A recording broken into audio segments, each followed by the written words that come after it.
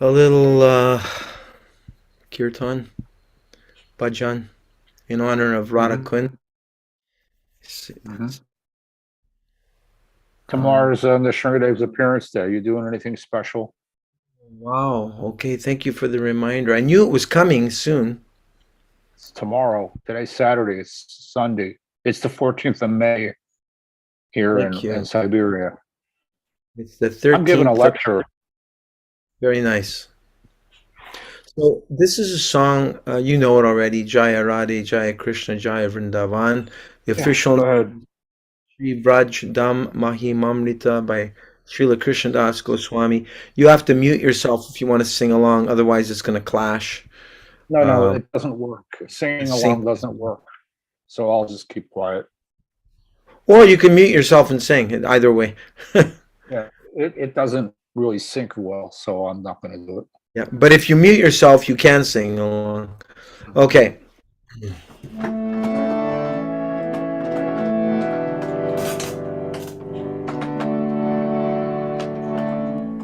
Jaya Radhe Jaya Krishna Jaya Vrindavan Jaya Radhe Jaya Krishna Jaya Vrindavan Shri Govinda Gopinata Madana Mohan Shri Govinda Gopinata Madana Mohan Shama Kunda Radha Kunda Giri Govardhan Shama Kunda Radha Kunda Giri Govardhan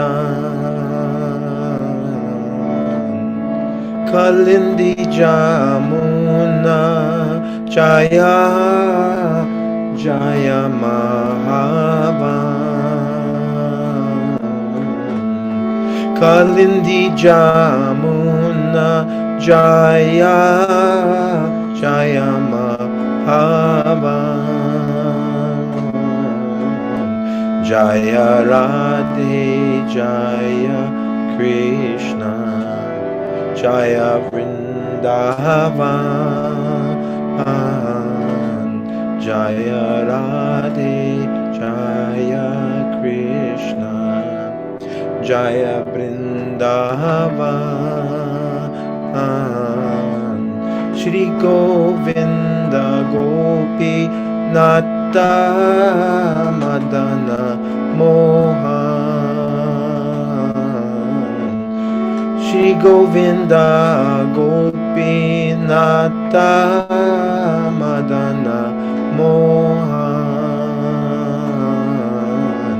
Shama Kunda Radha Kunda Giri Govardhan Shama Kunda Radha Kunda Giri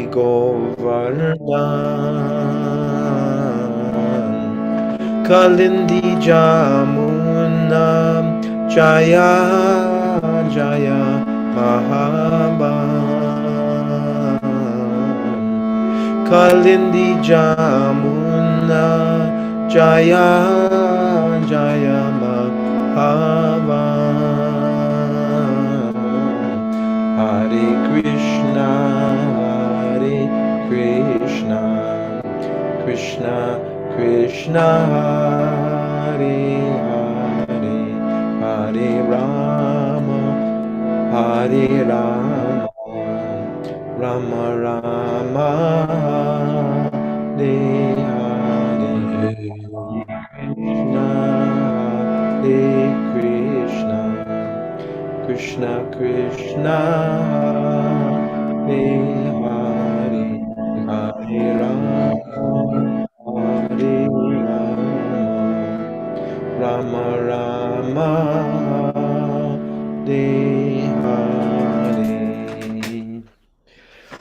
My obeisances to Rupanuga Prabhu. Thank you for coming.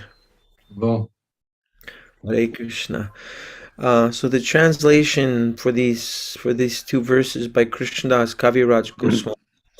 All glories to Radha and Krishna and the divine forest of Vrindavan.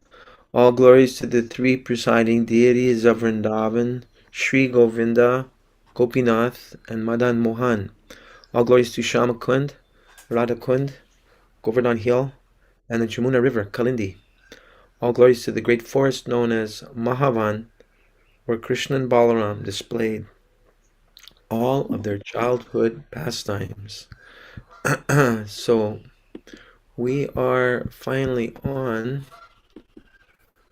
the final verse of Nectar of Instruction, coming to the summit after hearing so many verses about controlling the mind and the senses and the do's and don'ts of devotional service and how to share loving exchanges between devotees by offering prasadam, accepting prasadam, revealing our minds in confidence, confidentially inquiring, offering gifts in charity and receiving gifts, and about the importance of the holy name. And gradually we're coming up from Vaikuntha to Mathura to Vrindavan to Govardhan Hill, and now we're at the Summum Bonum, text 11. I'll try. I used to have these memorized back in the late 70s and 80s, so it's a long time. Krishnasya chai pranaya vasati prayasibhyopi radha kundam chasya muni bhyarabhitas tadrigeva vyadhayi yat prishtarapyalam asulabam kim punar bhakti bhajam tat premidam sakridapi sarasnatur avishkaroti. And the word for word, Krishnasya, of Lord Sri Krishna, Uchai, very highly, Pranaya Vasati, object of love, Prayasi Bhya, out of the many lovable gopis, Api, certainly, Radha, Srimati Radharani, Kundam, lake, Cha, also, Asyaha, of her, Munibihi, by great sages, Abhitaha, in all respects, Tadrig Eva, similarly, Vyadhayi is described yat which preshtai by the most advanced devotees, api even, alam enough, asulabam, difficult to obtain, kim, what, puna, again, bhakti bhajam, for persons engaged in devotional service, tat, that, prema, love of Godhead, idam, this, sakrit, once, api even, saraha, lake, snatu, of one who has bathed, avishkaroti, arouses. Translation. Would you like to read the translation, please, Jai Madhava Prabhu? Hold on for a second. You mean purport? Or no, out of I many? said the verse. Of the many? Of the many, correct? Yes. Of the many objects, favored delight, and all the lovable damsels of Rijabhumi, Srimati Radharani is certainly the most treasured object of Krishna's love. And in every respect, this her divine kunda is described by great sages as similarly dear to him. Undoubtedly, Radha Kunda is very rarely attained even by the great devotees. Therefore, it is even more difficult for ordinary persons to attain. If one simply bathes once within these holy waters, one's pure love of Krishna is fully aroused. Okay. Yeah, Rupa, thank you. Rupanuga Prabhu, would you like to read the purport? okay. Why is Radhakunda so exalted? The lake is so exalted because it belongs to Srimati Radharani, who is the most beloved object of Sri Krishna. Among all the gopis, she is the most beloved. Similarly, her lake, Sri Radhakunda, is also described by great sages as the lake that is dear to Krishna as Radha herself. Is as dear to Krishna as Radha herself. Indeed, Krishna's love for Radhakunda and Srimati Radharani is the same in all respects. Radhakunda is very rarely attained, even by great personalities fully engaged in devotional service, not to speak of ordinary devotees who are only engaged in the practice of Vaidhi Bhakti. It is stated that a devotee will at once develop pure love of Krishna in the wake of the gopis if he once takes bath in Radhakund. Sri Rupa Goswami recommends that even if one cannot live permanently on the banks of Radhakund, you should at least take a bath in the lake as many times as possible. This is a most important item in the execution of devotional service. Srila Bhaktivinoda Thakur writes in his connection that Sri Radhakunda is the most select place for those interested in advancing a devotional service in the wake of the lady friends, Shaki, and confidential serving maids, Manjaris, of Srimati Radharani.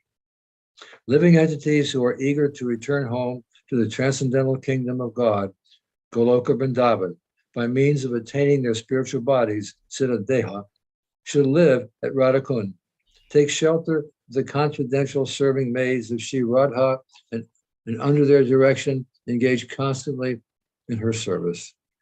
This is the most exalted method for those engaged in devotional service under the protection of Sri Chaitanya Mahaprabhu. In this connection, Srila Bhaktisiddhanta Saraswati Thakur writes that even great sages and great devotees like Narada and Shanaka do not get an opportunity to come to Radhakund to take their baths. What then to speak of ordinary devotees? If by great fortune one gets an opportunity to come to Radhakund and bathe even once, he can develop his transcendental love for Krishna exactly as the gopis did. It is also recommended that one should live on the banks of the Radhakunda and should be absorbed in this loving service of the Lord. One should bathe there regularly and give up all material conceptions, taking shelter of Sri Radha and her assistant gopis. If one is thus constantly engaged during his lifetime, after giving up the body, he will return back to Godhead to serve Radha in the same way as he contemplated during his life on the banks of Radhakund. The conclusion is that to live on the banks of the Radhakunda and to bathe there daily constitute the highest perfection of devotional service. It is a different position to attain, even for great sages and devotees like Narada. Thus, there's no limit to the glory of Sri Radhakunda. By serving Radhakunda, one can get an opportunity to become an assistant of Srimati Radharani under the eternal guidance of the gopis. And that's it. It's a short purport. Wow. It's Such an profound. exalted Profound. topic.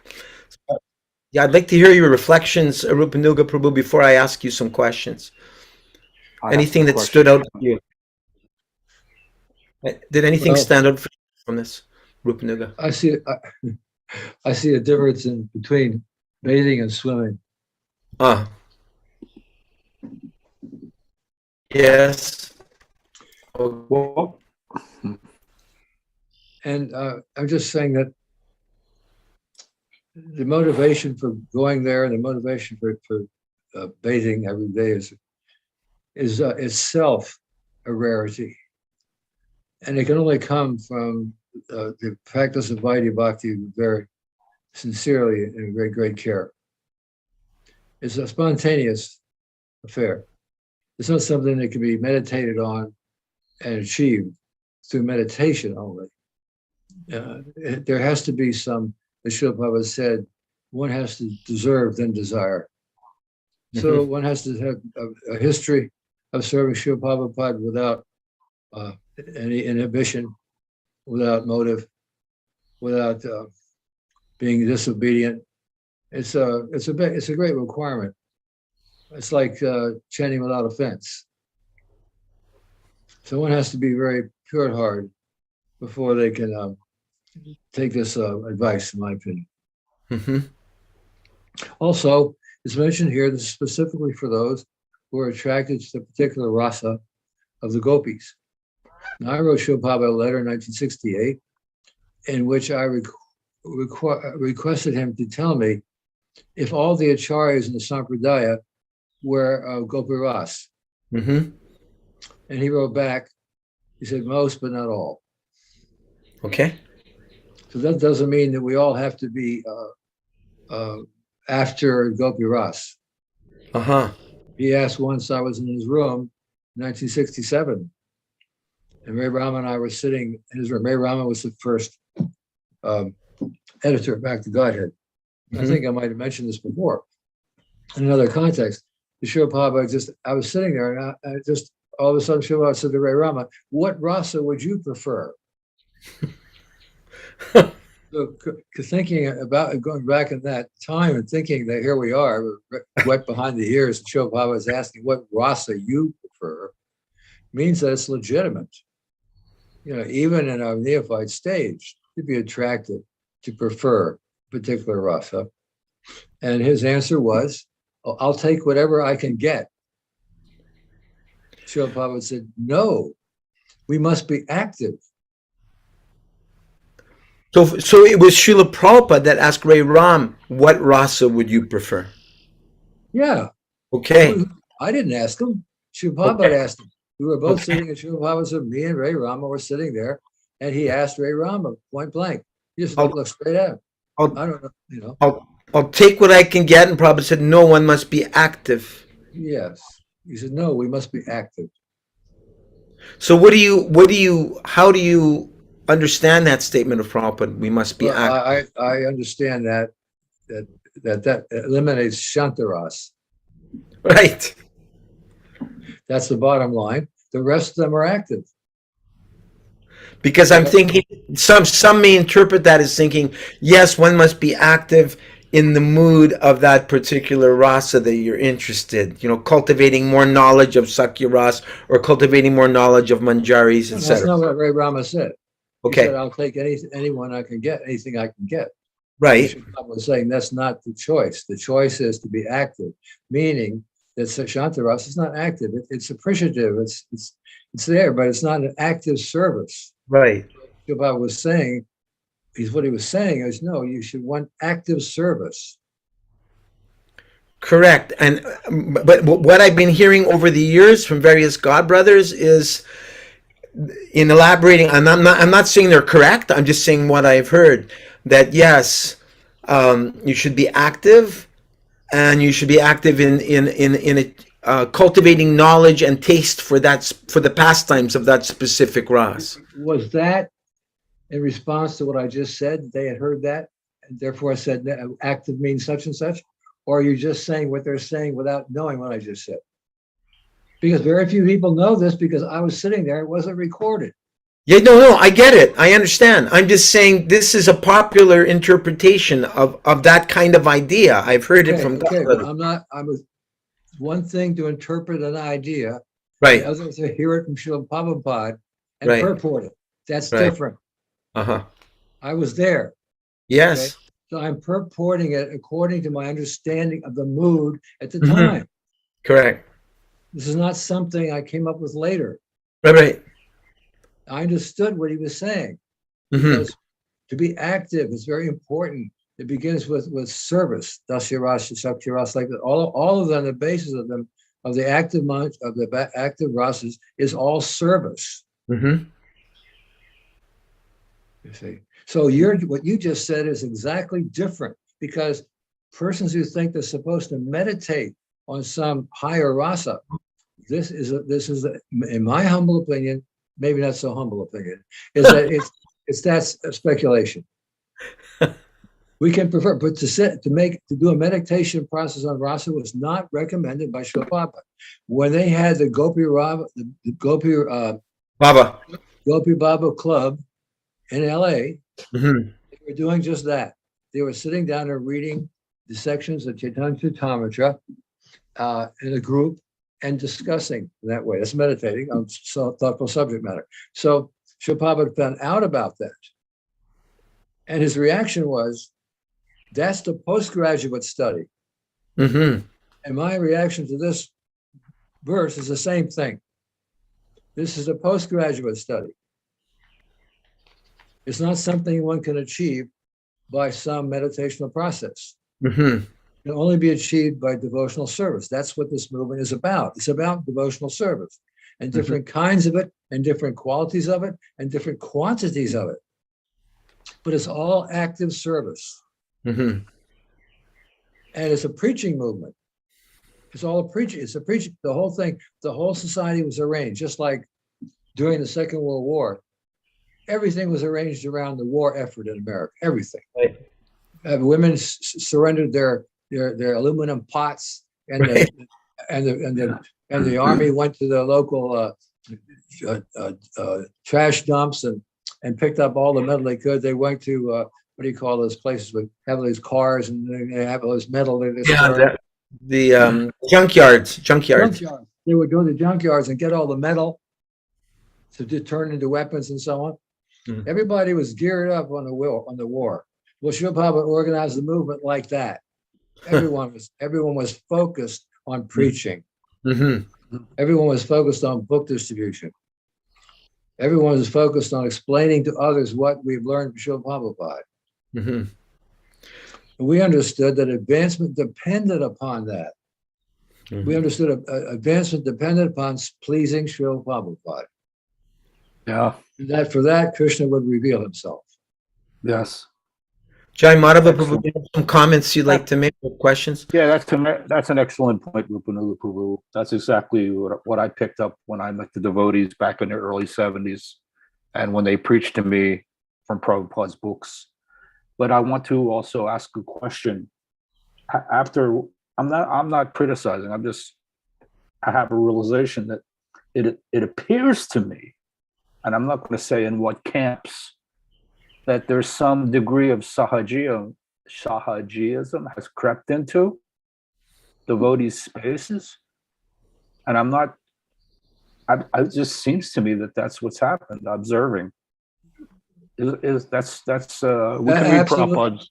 Absolutely. When I hear this, it's very dangerous. Meditating upon rasa is suspicious to me. I don't believe that a person who's actually at that stage really talks about it. Yeah. I don't believe it. I don't believe a person who has knowledge about these things really talks about it, because it's all in the books, and they would a question would come up, rather than try and maintain themselves in some particular place or example, they would refer the person to Srila Prabhupada's books. Yeah, I've seen this, and it actually frightens me. Does that make sense? Yes, absolutely. It frightens me. It's like a saying in the material world that brave men don't talk much. Krishna said that. Yeah. In any case, whoever said it, the point is that the same thing, in my opinion, is my opinion. Everything I say is controversial, right? So my opinion my opinion is that a person who is advanced in this stage here is not going to talk about it. Well, just like Srila Prabhupada, he wouldn't talk about it. Not to us. Prabhupada was very careful how he spoke to us. Srila Prabhupada never talked about his rasa. Never. Zero. Practically. He wrote about it, but he never talked about it. Yeah, so that's the point I'm trying to make. I've seen a tendency, and I'm not fault-finding with other camps or other godbrothers, but they've been wholeheartedly going into this, Prabhupada only took us so far, and we'll take you further. Oh, stop it. That hurts my ears. No, I'm not trying to hurt you by saying this, but I've heard it too many times. No, see, the point I'm trying to make is I feel the same way you do. I understand it. I feel the same way. Okay, that's all. No, I agree with you. I've heard this thing about Srila Prabhupada didn't teach us enough. We were neophytes. We couldn't understand it anyway. And now we have to have a special guru to take us further on, which includes Gopi Rasa, which includes Raganuga Bhakti, which includes all these things that Srila Prabhupada was never supposed to have taught us. That is complete nonsense. Anybody who says that hasn't read Chaitanya Charitamrita. Anybody who says that hasn't read Nectar of Devotion. It's all there, every bit of it. It's described Nectar devotion, not only, say, for example, the Gopas, but what they dress like, what they look like, what their relationship was with Krishna, what they said to Krishna, what Krishna said to them. It's right there in Bhakti Rasa Sindhu. So, and then you go to Chaitanya Charitamrita and the Antya Lila, you go there and you find out about how Mother Radharani is scratching the soil with her foot, with her toes. You'll find out all these different descriptions. So who can say that Srila Prabhupada didn't give us it? He gave all of it. He said, everything's in my books, and he meant it. He meant that. Yeah, that's the bottom line. Yeah, I totally agree with that. That was Yeah. What's that? That letter was Mahaprabhu. I have to mute the other person. You're talking and you're interfering with the discussion. Welcome, Nanda Patni and Prabhu. What is your name, please? Thank you for coming.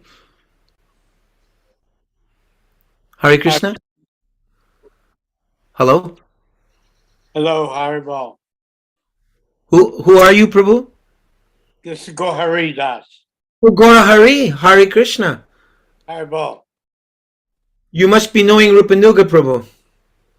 Rupanugar, I know him way back.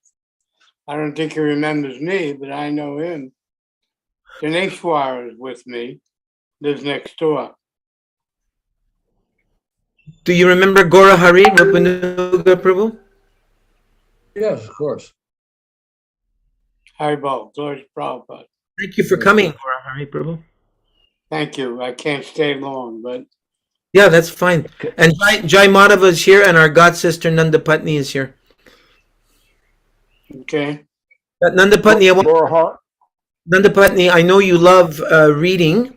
However, because you came late for whatever your legitimate reason is, you missed all the reading because, ironically, although this is the topmost verse in the whole Nectar of Instruction, it's only 2 paragraphs long.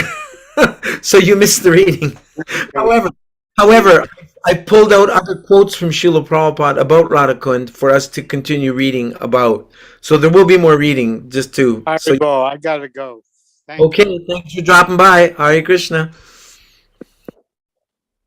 Yeah, so I just wanted to inform you, Nandapatni, because I know you love to read, but you missed the reading part. But we'll go back to reading. So I have some questions for you, Rupanuga Prabhu. Okay, we finished with that last one though, because that's an important one about this talk about Srila Prabhupada didn't leave us everything. Is that clear?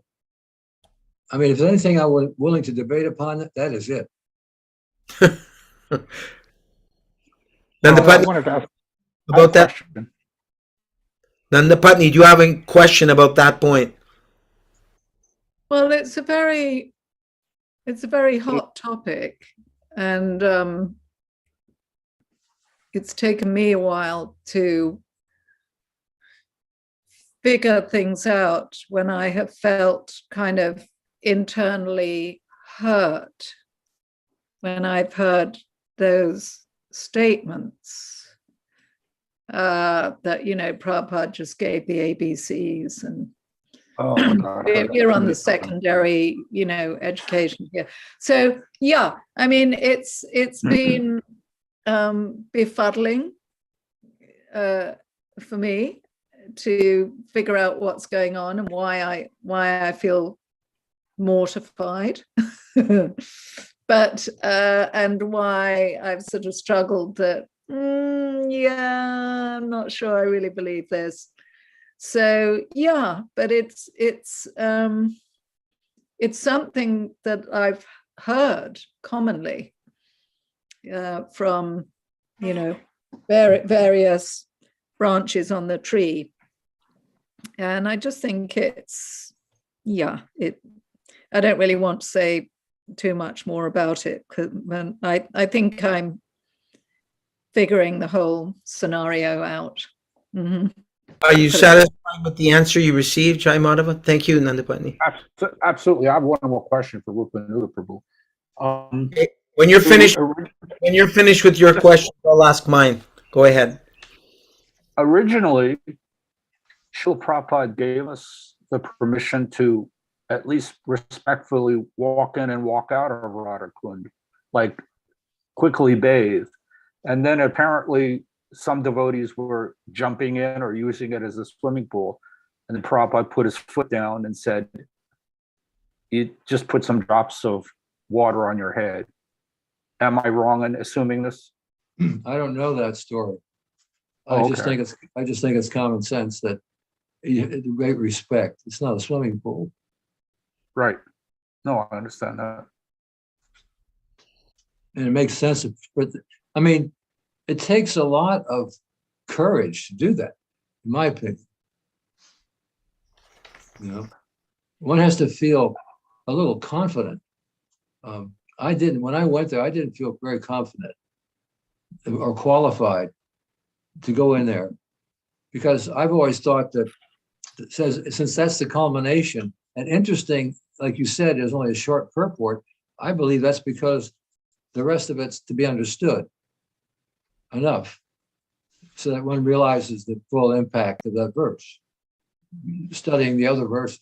So I always felt that the other verses had to be, mastered or realized or whatever. And especially I'm concerned about the first verse, and what to speak of the other verses. It's all a personal thing, but like I said, I believe like good, brave men don't talk much. I believe the persons who are actually advanced don't encourage others. Like, well, how's your Baba today? How's your Baba? Where's your Baba? That kind of stuff I've heard. How's your Baba going? How's your Baba? I don't think that's done in a genuine way. Thank you. I've got questions. Okay, from the purport, it states that if one bathes in Radhakund, one will at once develop their pure love of Krishna in the wake of the gopis. Now, I bathed. I never went fully in. I just touched water on my head. I was afraid of the snapping turtles. Aside from the fact that I didn't think we were supposed to fully submerge in there, although I've heard some godbrothers do that. I'm not judging anyone, but I just questioned, like, one will at once develop pure love of Krishna in the wake of the gopis by bathing in Radhakund. So I've done that probably a half a dozen times, maybe more. I'm not sure. I even brought a whole bottle home of Radhakund water one year. And I would, dose myself with it like once a month or something, 3 drops. But I'm definitely light years away from pure love of Krishna. So how am I to understand this? Okay, I'll give an example of what I feel is related. There was a devotee who was a big Sankirtan leader, very popular devotee, and he was asking a question in class, in a Bhagavatam class. He said, I love to go out and do Harinam. I love to go to engagements, do Harinam. And he was a big chanter, a well-known person. You'd all know his name. And he said, but I have a problem with japa. And the answer was, that's due to offenses. Mm. Okay, so I'm saying not due to your offenses. I'm saying we have to understand how impure we are. Yes. You see, I think it's all a question of purity, because I certainly didn't have instant love of God after I got out of Radhakund either, like the verse said, which implies that a person who will have that experience is already advanced. Now, we were given permission. Listen, Srila Prabhupada, he bent the rules for us. Mm-hmm. Yeah. He went from 64 to 16, right? Mm-hmm. I mean, that's a big jump, right? He did a lot of other things. He gave us deity worship. He told I forget her name, Hansaduda's old wife, first, Himavati. Yeah. He asked about details for worshiping. He said, if I told you all the different things to do, you would faint. So he gave us a shortcut, and even shorter cut than the Hari Vilas. He gave us another book that someone put together about he asked to have that done. Even he wanted that reduced in the last year and it was done, but it was finished after he left. It was something that's been used ever since, but it was us. It was a simple, even more of a simplification for us. I mean, let's face it. Where in the Western world does anybody have time to spend 8 hours chanting 64 rounds in 8 hours? That's a practical. So Shobhava gave us so many, shortcuts, but he made those shortcuts as powerful as the long cuts. He made 16 rounds as powerful as 64. He could do that. He could do that. Because we were a preaching movement also. You made that point the other week. Yes, that, because we were serving him. That's the secret, to serve the pure devotee without deviation, to serve the pure devotee. That's what pleases Krishna the most. And he reveals himself on the basis of that in reciprocation for how much we serve Srila Prabhupada. It still holds true. All of us, how much we serve Srila Prabhupada, Krishna will reveal himself. And if we stop serving Srila Prabhupada, he'll stop revealing himself. To me, it's simple, basic. That's why I keep bringing up. Here we are getting older. We got all this wisdom. We got all this knowledge. We got all, how are we going on with that individually? It's an individual question. It never stops until the time of death. So anyway, that's the best I can do. Thank you. I've got 2 more questions. Okay, next one. It's stated in the purport that we should live at Radhakund. Okay. Yeah, okay. There's other places where it said we should live in Vrindavan. And we should live in Dwarka. We should live, especially there are places that live in Vrindavan. But Srila Prabhupada's answer to that was, turn your home into Vrindavan. He also said, this temple is not here in the left side. This temple is Vaikuntha. So if you can turn an old church into Vaikuntha, you can turn a house. You can make ashram means a spiritual location, a place where spiritual life is there. That's what Dvija Karanga meant. Do you remember, Gaura? Dvija Karanga answered that. I asked the same question last week, I think it was. And he gave this wonderful response about it being internal within us. Also, yeah. Yeah, which is very poignant. True, but it has to be drawn. It has to be uncovered. Yes, indeed. And it's pretty deep too. It's not so easy. Yeah. There's a song by Srila Bhaktivinoda Thakur where he says, I think it's Shuddha Bhakata, I saw my house transformed into Goloka Vrindavan.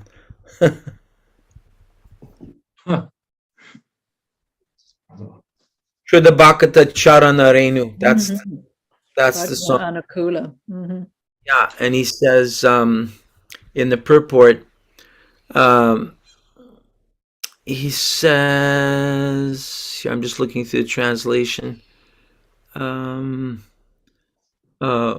day while performing devotional practices, I saw my house transformed into Goloka Vrindavan. This is the 6th verse.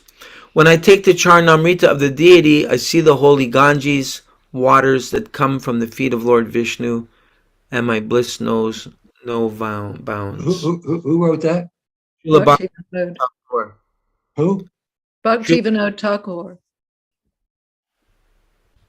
It's from the song. Oh, okay. That song. Bhajana Anukula. Yeah. I couldn't hear the name. Thakur, I heard. Bhaktivinoda.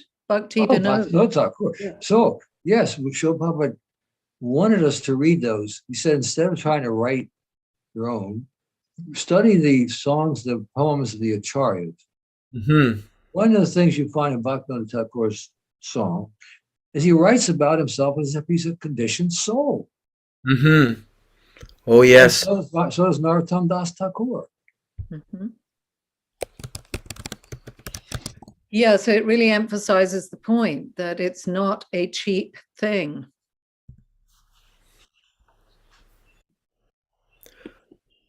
I just love that song by Bhaktivinoda Thakur. When I heard Prabhupada giving the translation of it after he sang it, I was shocked. I couldn't figure it out.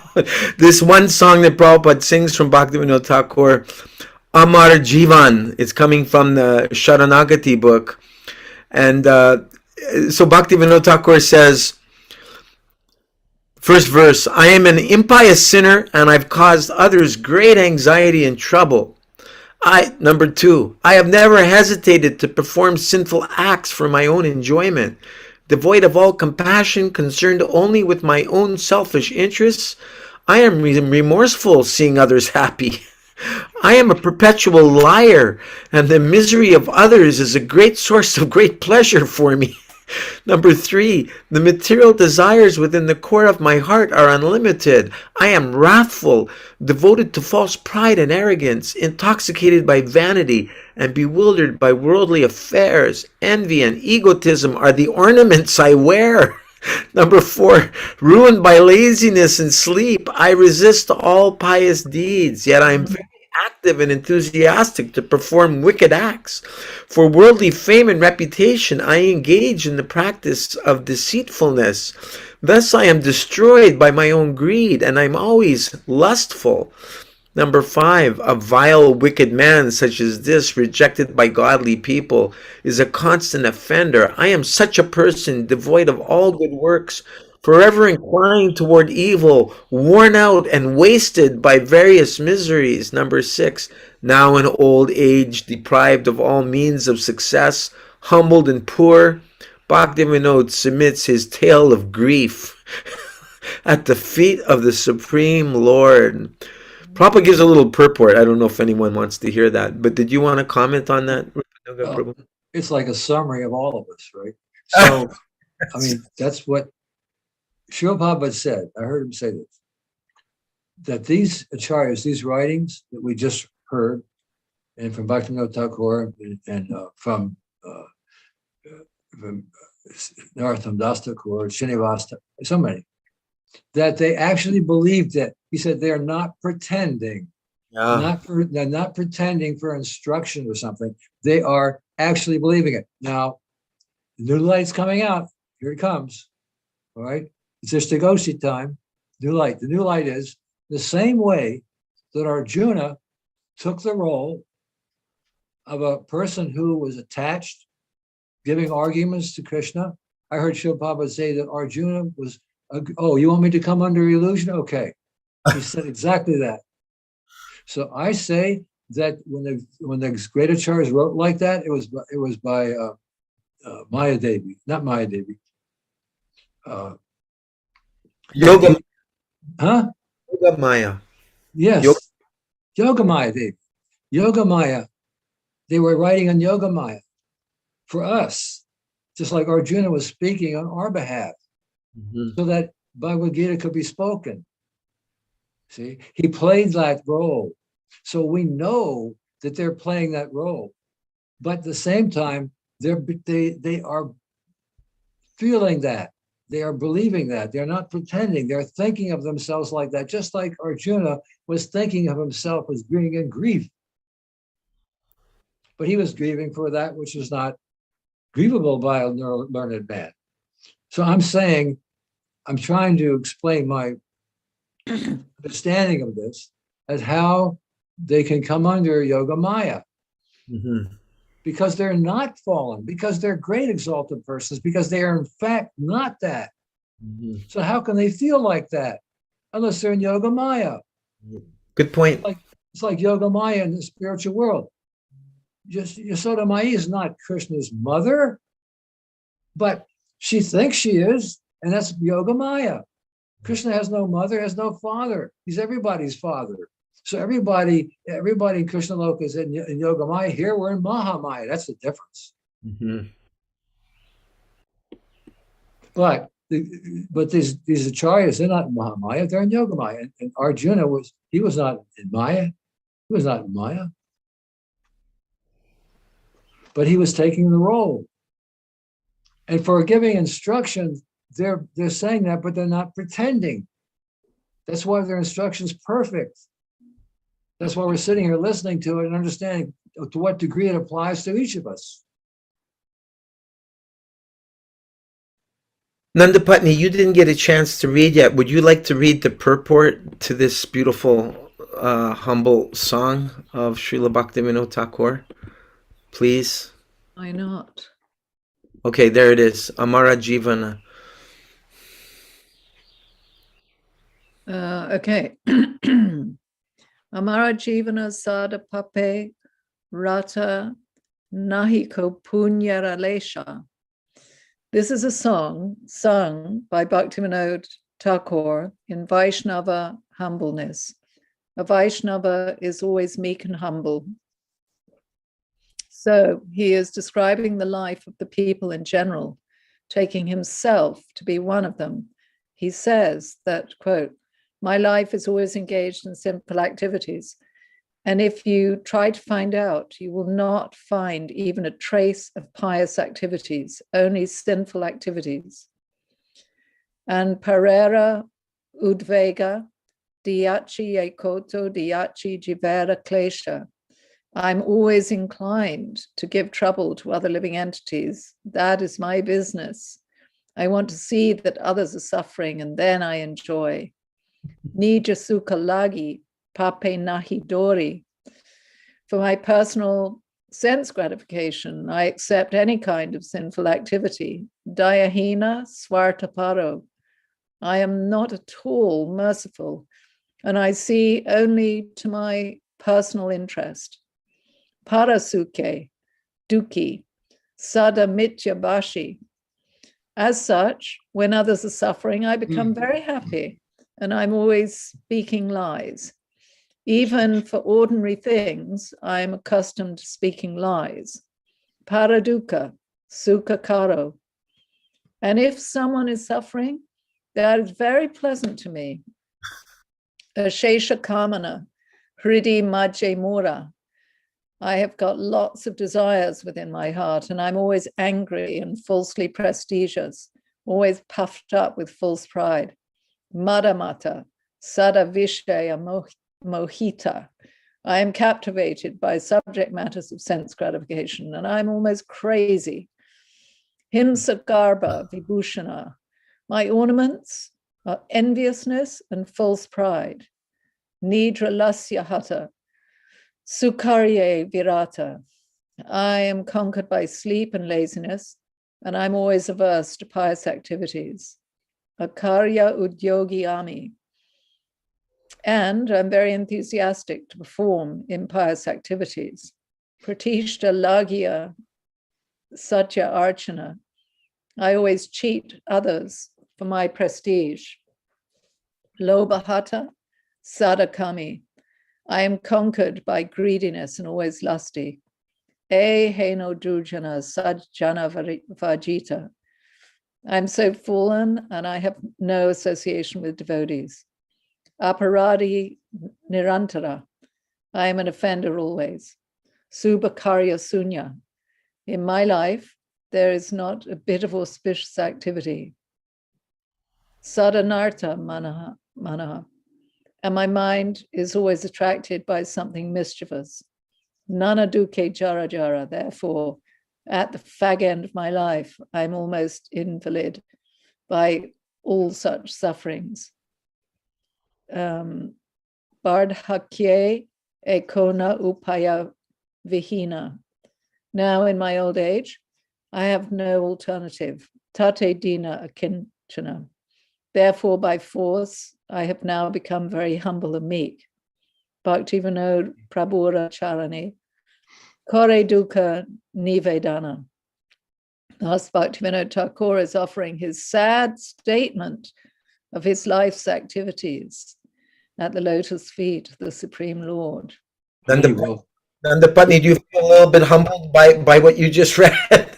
Would you kindly insert my name there where he says Bhaktivinoda Thakur? Just put my name there, Yeah. please. Yeah.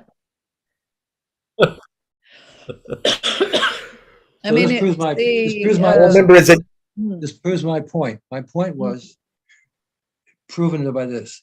We know that Bhaktivinoda Thakur could never have had this experience in the past. It's not that he is speaking from experience. We know that because that's not possible. So he's speaking it for our benefit. But how is such knowledge? How is this being revealed to him? This is Yoga Maya. Because he can't have this, just like when we preach, a lot of preaching we do is due to our past experiences. We know Right. we're speaking from lessons learned. But Bhaktivinoda Thakur didn't go through all that. Yet it resonates with us because it's from our world. well, yes. But he's doing it for our education. It's being done just like Bhagavad Gita for our education. And Arjuna takes a role. But he believes what he's doing. He fights like anything. See? So anyway, I'm just saying that anybody who says, and first of all, where did we get these prayers from? We got them from Srila Prabhupada. Srila Prabhupada has revealed all of these things to us. So can anybody tell me, is there anything he left out? He gives us humility on a silver platter. We have to have humility is the opulence of the conditioned soul, in my opinion. So we have to have humility to understand these things.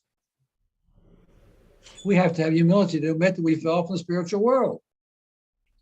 If we don't, we make up a philosophy that we didn't fall. We fell for something. We had to make a choice somewhere betwixt and between, and we made the wrong choice. And or somebody else says, well, our spiritual bodies are still in the spiritual world, and we're dreaming that we're here. No, we're here. We are here in space and time in this material world, this external world. We are right here because we're a bunch of criminals. That's why.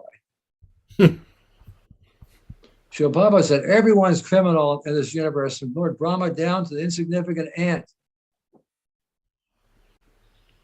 And Lord Brahma is Lord Brahma because he wanted to be king of the universe. And he fought, he worked hard to get that. But that's still he has to die, Srila Prabhupada says. He lives trillions of years, but he has to die. He's now in his 51st year, Lord Brahma, the head of our Sampradaya. It's 1 o'clock on the first day of the first month of his 51st year. And guess what? His 100 years feels to him like our 100 years feels to us. Srila Prabhupada said, there's no difference. It's all relative. You see? Therefore, when Srila Prabhupada gives us, where am I getting this from? I'm getting it from him. And if anybody can say Srila Prabhupada didn't give us these things, maybe they didn't get it. Maybe they let them speak for themselves. Let them speak and say, well, I didn't understand everything Srila Prabhupada gave us. Not that he didn't give me enough. That's the truth. If he gave me enough, he gave everybody enough. He gave other people more than he gave me. I'm just talking about from what I understood.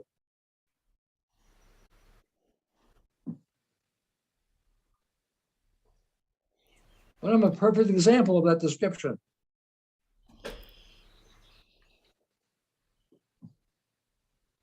So these criticisms of Srila Prabhupada, just like he said, I read to you before, he said, in 1977, he had to say this, and this so humiliated, this so mortified me when I heard him say this. He said, I have been recognized that I am great. Don't make me small. Mm-hmm. What can I do? I'm an invalid. So what they're doing when they say Srila Prabhupada didn't give us enough, they're making him small. That's it. They don't just say that, they also say, due to our own neophyte nature, we need these other advanced Vaishnavas to take a magnifying glass on what Prabhupada is given to help blow it up on the overhead projector, so to speak, so that we can understand it. All right, you want to do that? then read what we just read. That magnifies it good. Srila Prabhupada gave us a magnifying glass already. He gave us a songbook that's full of magnifying glasses. How many more magnifying glasses you need? Bhaktivinoda Thakur is not enough for you? Huh? Narottam Das Thakur is not enough for you? Srila Prabhupada's poems on the boat over on the Atlantic is not enough for you? Brahma Samhita is not enough for you? What's not enough for you?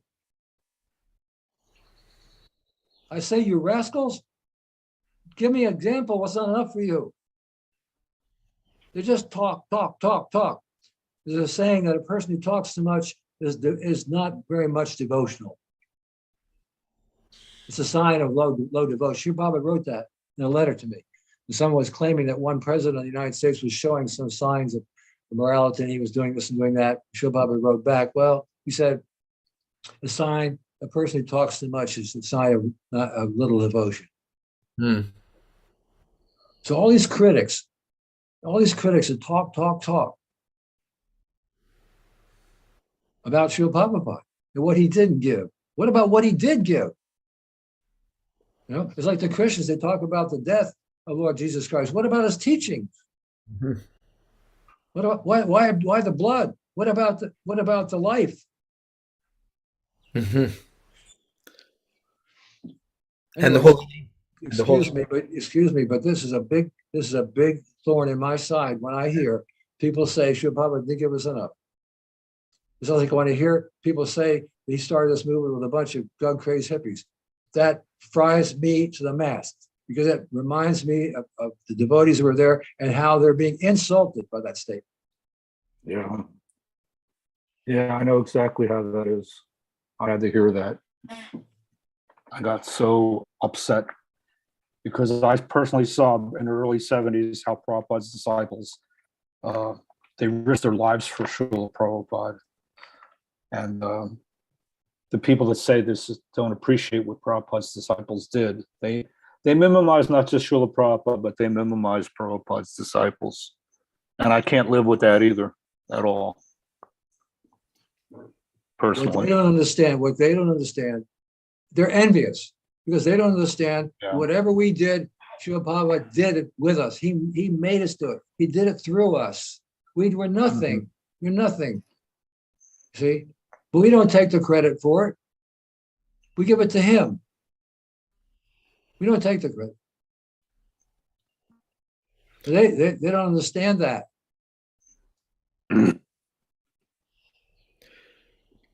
You were saying earlier that Srila Prabhupada was very careful, you know, what he gave to us. And the anti-party will say, well, that's because we were babies. You know, I mean, after 45, 50 years, you should be ready to hear something a little bit more advanced than just Careful? the... What do you mean he was careful what he gave to us? Well, What was he careful? I'm not sure if it was you or Jai Madhava that was saying that Prabhupada didn't, you know, start going into all kinds of explicit details about, you know, the affairs of Radha and Krishna. Because he said Bhagavad Gita is an undergraduate study, Bhagavatam's a graduate study, and CC is a postgraduate study. He took it that way. He said that. That's the way we progress. If he made any exceptions, he did it himself. Just like I told you, in the very beginning, he came down and started giving classes on Chaitanya Charitamrita. And here he's giving us classes at night on Bhagavad Gita. And one morning he starts reading from Chaitanya Charitamrita in 1966.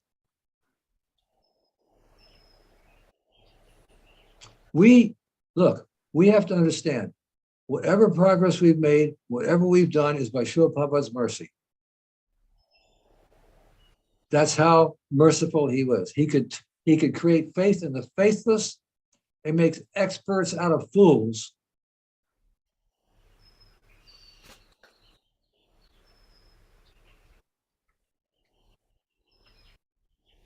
If there's any problem in this world today, is they don't understand who the world Acharya is. That's all. And there'll come a time when Einstein and Shakespeare and Gandhi and Mother Teresa and all the big icons will be finished. they'll be replaced with a real world icon, Mhm. Srila Prabhupada, who changed the course of history by bringing this knowledge out of India. It was locked up for 5,000 years, and he liberated this from India. He liberated Lord Chaitanya's teachings from India. He liberated Bhagavatam from India. He liberated Bhagavad Gita as it is from India.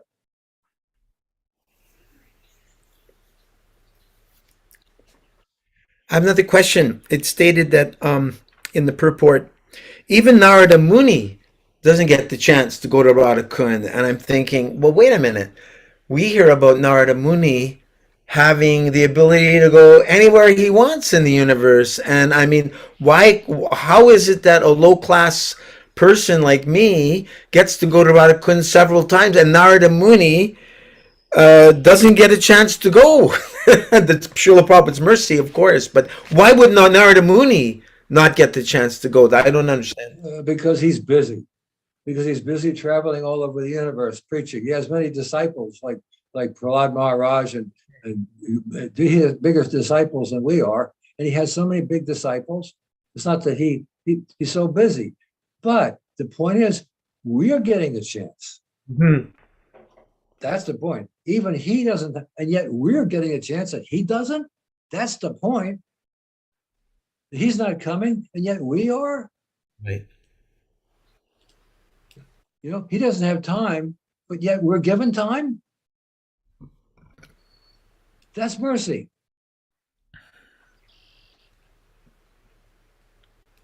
And to get that mercy, to really understand that mercy, that is humility. Mm-hmm. To begin to get a glimpse of the mercy of Lord Chaitanya and Srila Prabhupada, just a glimpse, that's humility.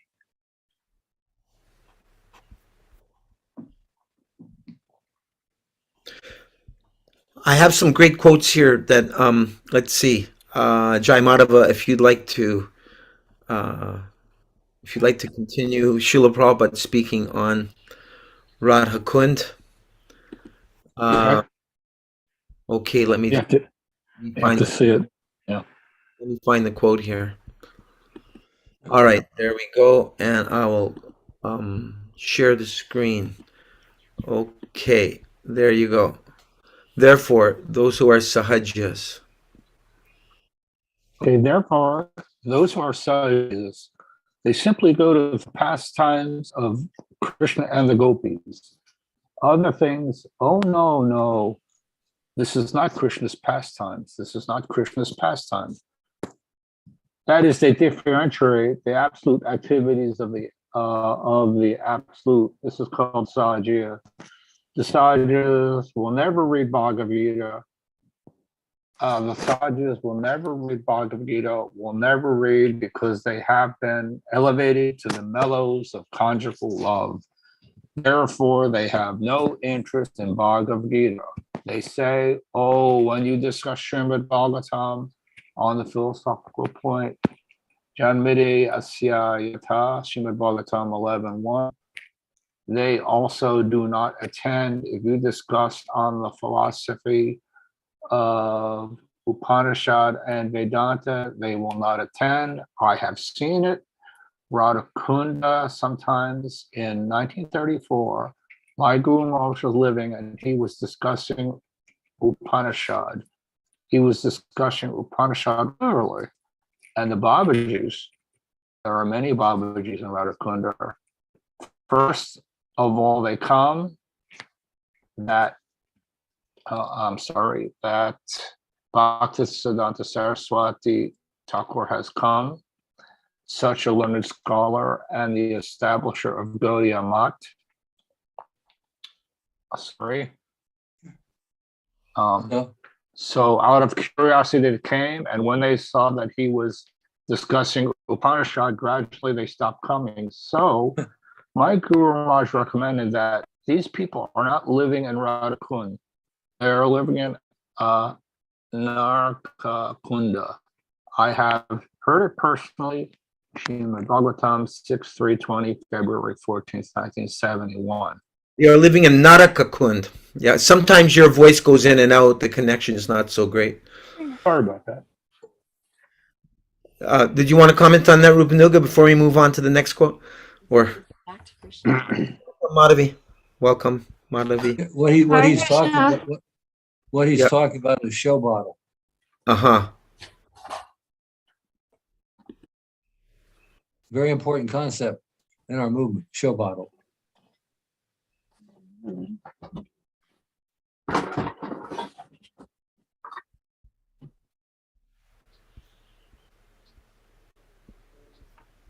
Not interested in the philosophy, just Krishna's pastimes. No, making a show of advancement. Uh-huh. Yeah. It's show bottle. I'm a big leader. I'm a big guru. I'm a big sannyasi. I'm a big preacher. I'm all this.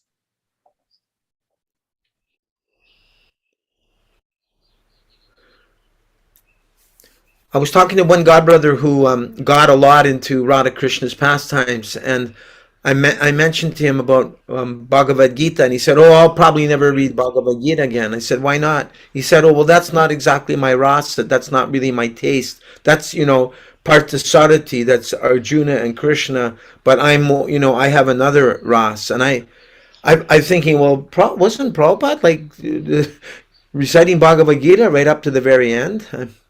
It kind of threw me off a little bit.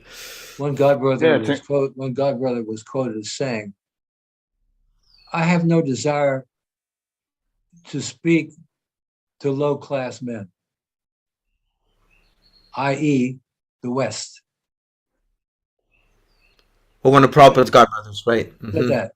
Mhm. That's the answer to your question. You see, the point is that Srila Prabhupada, how is it, just how is this that we can sit here and discuss these things about Chaitanya Chaitamrita and the nectar construction, you see, and yet others say these things are not important unless you're actually involved in Rasa Leela. Or like Srila Prabhupada said, they're not interested. He said, why are we interested in a battlefield? What do we care about a battlefield? It has nothing to do with battlefields. Why is Kurukshetra? Because Krishna's there, because Arjuna's there. That's what gives things importance. Right. So Srila Prabhupada gave preaching importance. He gave preaching importance, that it was important to teach these things to the mlechas and yavans, not neglect them or say they're low-class men. We can't help them. We're not fit to go there. Let him do it. And he did it. He did it. Srila Prabhupada was the embodiment of Lord Chaitanya Mahaprabhu's mercy, his preaching spirit. Srila Prabhupada was the embodiment of Lord Chaitanya's preaching spirit. Mhm. And nobody can touch it.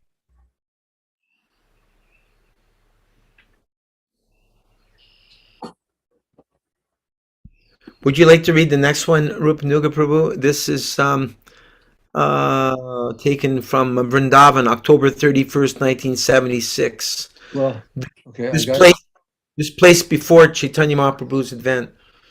I've got all these pictures on the side of my screen. How do I get rid of them? Oh, you just have to click in the left, just above. At least for me, it says Talking Gaura Das, and then just above that, up in the top right corner, there's a line, and then a double line, and then a double line, and then Anyway, I don't see that. Let someone else read. oh, okay, Nanda Patni, this place before Chaitanya Mahaprabhu's advent. Before Chaitanya Mahaprabhu's advent, this city, or this whole Vrindavan area, Radhakund, it was all field only, agricultural field. Yeah. Nobody knew where Krishna had his pastimes. So it was the direction of Chaitanya Mahaprabhu that this is Radhakund, this is this is this. And the Goswamis, they did it. That was it. Not that they came here, although they were sitting underneath the tree, rather the Goswamis had no opportunity to come to a nice temple like this. They came when the whole thing was only an agricultural field, but they constructed gradually the Madan Mohan temple and Govindaji's temple, Radhakund. They engaged fully, writing books and establishing temples. Then, after them, others, big, just like, first of all, Maharaj Mansingh, he carried out the order of Rupa Goswami, and he spent so much in those days, lakhs and crores of rupees. You've seen the Govindaji temple broken. It's not possible to construct such a temple at the present moment, but it was done by the order of Rupa Goswami. Please continue. Finish. It's the system. If you want to see a saintly person, you must go there to serve him. Not that simply asking, give me your blessing. And why? Are you worthy for blessing? Cheap blessing? And blessing also, they do not know what is blessing. They think that I've got some great disease. If the saintly person gives me some blessing, I'll be relieved from this disease. Now, why don't you go to the doctor? But you go simply to the saintly person for curing your disease. This is Anya Bilashita, that they do not know even how to approach a saintly person. So Mansingh was a very important man. He was the commander-in-chief of Akbar, and he approached Rupa Goswami. What can I do for you? So Rupa Goswami, he didn't require that temple, but he wanted to engage this rich man to the service of the Lord. And he asked him that you construct a temple like this. Rupa Goswami was living very humbly, at Radha Damodar temple, his bhajan ashram. And he didn't require a temple, but we are making members. Why? The idea is they'll spend the money for nothing in sense gratification, take some money from them and engage in constructing temples. This is our consciousness. Interesting. Sorry. May I make a point or a What? comment? Yeah, please. Back in the 1970s, Okay. when I was living in Prabhupada's temples as a brahmachari, I clearly remember no one ever said, give me your blessings. Neither Prabhupada disciples to each other or guests would say this to the devotees. And, but they certainly went out of their way to give each other devotional service, whether it was book distribution, chopping vegetables in the kitchen, washing pots, or cooking for the deities, or cleaning the temple, or whatever the service may be in Prabhupada's temples. The devotees were engaged, Prabhupada's disciples were engaging each other and me in constant devotional service. But I never heard anyone say, give me your blessings. 40 years later, that's all I hear. And I'm not criticizing, I'm just telling you, I'm getting it all the time. People are coming up to me and saying, give me your blessings. I'm thinking, Really? who am I to give anybody any blessings? Any comments on that? I'm not criticizing, I'm just, the mood's changed or something, I don't know. Are you saying that's going on in Russia? Oh yeah, constantly. People I don't- coming up. I don't think that's something to criticize necessarily. Well, It could, it's not criticism. I'm just. it could be a sign of advancement too, asking for the wanting to get the favor of the Vaishnavas. But we also know the other side of wanting material blessings. But that's not what devotees are asking for. Hopefully not. Yeah, I understand. I'm not criticizing. I'm just making an observation. Well, no, you're the only Prabhupada disciple in Russia. What do you expect? The last time I went to the temple and gave a lecture, one of the Russian devotees who speaks English came up to me and actually said to me in front of all the devotees, "See, you're a Prabhupada disciple? It's like seeing Jesus Christ's disciples." And I was like stunned by them saying this. Jesus Christ's disciples. Yeah, you have to take advantage of that, just like Christ's disciples took advantage. They took advantage and gave Christ's teaching direct. No, I stick only what Prabhupada said. I really, Yeah. I'm very careful what I say to people. I'm saying it's an opportunity. That's all. Yeah, no, I do that. Madhavi, would you like a chance to read? Madhavi? I think you're muted. Okay, I got it. Yeah, Madhavi's here. November 5th, 1976, Vrindavan. Prabhupada, restless, that's all. Mind not fixed up, restless. Now what he'll do with that 4,000 rupees? It is very good program. If I get some thousands of rupees and sit down in Radhakund and eat, that is very good idea. Gopal Krishna. I think we can find him. We know where he is. Prabhupada, you can find him. That is not difficult. But what is his mentality? Why he has gone to Radhakund if he was teaching here? You cannot rely upon him. When he'll go Radharani indistinct, Radhakund, Radharani's place. If anyone thinks that it is very easy to remain in Radhakund, the topmost place, Rupa Goswami has spoken. He must speak about Radhakund, but what he has spoken about other things. Ajahara Payasascha Prajalpaniyam Agraha Jana Sangas Chilo Yangcha Sabhir Bhaktir Vinashati. Radhakund, who will live Radhakund? One is topmost devotee, and if he mixes with third-class devotee, how he is fit for living in Radhakund. There is no difference between Radhakund and Radharani. So how you can jump over Radharani? Radhakund and Radharani, non-different. How you can enjoy Radhakund by swimming in it? You cannot touch your feet even, Radhakund.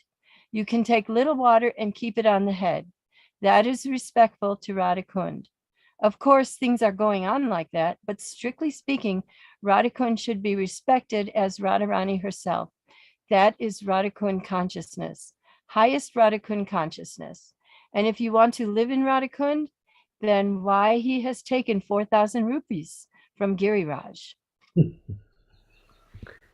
Jai. So why then does it say here in this purport, that one or the verse, I forget, one should go and take back the Radhakund? Huh? It's because it's a challenge to the devotee who reads it to understand his position or her position. Prabhupada just said, best you can do is put a few drops in your head, because that's realization of what my position is.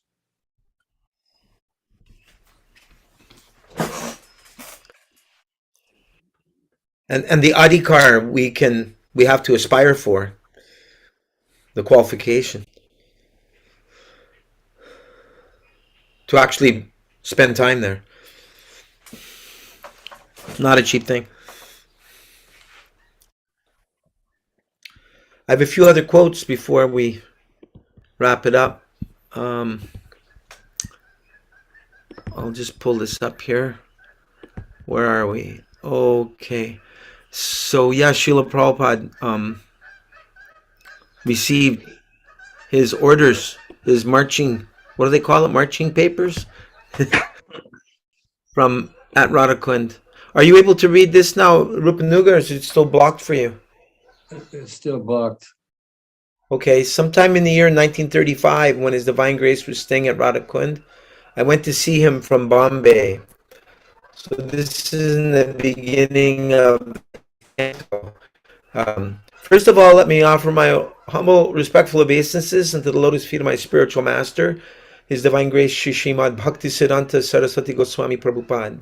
Sometime in the year 1935, when His Divine Grace was staying at Radhakund, I went to see him from Bombay. At that time, he gave me many important instructions in regard to constructing temples and publishing books. He personally told me that publishing books is more important than constructing temples. Of course, those same instructions remained within my mind for many years. In 1944, I began publishing my Back to Godhead. And when I retired from family life in 1958, I began publishing Srimad Bhagavatam in Delhi. When Srimad Bhagavatam had been published in India, I then started for the United States of America on the 13th of August, 1965. So today's the 13th of April. Nanda Patni, would you like to read some excerpts from the Chaitanya Charitamrita on Radha Kund? Oh, my beloved friend, Vrinda, where are you coming from? I'm coming from the feet of Sri Hari. Where is he? In the forest on the bank of Radha Kund. What is he doing there? He's learning dancing. Who is his master? Your image, Radha, revealing itself in every tree and creeper in every direction, is roaming like a skillful dancer, making him dance behind. Adi Leela 4:2-5. Just as Radha is dear to Krishna, so her bathing place, Radha Kund, is dear to him. She alone is his most beloved of all gopis. Shamakund and Radha Kund are also very dear to the Supreme Personality of Godhead, Adi Leela 7:18. Distinguishing between pure devotees and internal or confidential devotees, Rupa Goswami, in his book Upadeshamrita, traces the following gradual process of development. Out of many thousands of karmis, one is better when he's situated in perfect Vedic knowledge. Out of many such learned scholars and philosophers, one who is actually liberated from material bondage is better. And out of many such persons who are actually liberated, one who is a devotee of the Supreme Personality of Godhead is considered to be the best. Among the many such transcendental lovers of the Supreme Personality of Godhead, the gopis are the best. And among the gopis, Srimati Radhika is the best. Srimati Radhika is very dear to Lord Krishna, and similarly, her ponds, namely Shamakund and Radha Kund, are also very dear to the Supreme Personality of Godhead. Madhavi, would you like to continue? Madhavi? You're muted. Are you there? The spot where we now find Sri Radhakund was an agricultural field during the time of Chaitanya Mahaprabhu. Chaitanya Charitamrita Adi 1090 purport.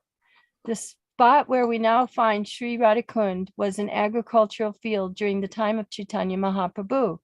A small reservoir of water was there, and Sri Chaitanya Mahaprabhu bathed in that water and pointed out that originally Radhakund existed in that location.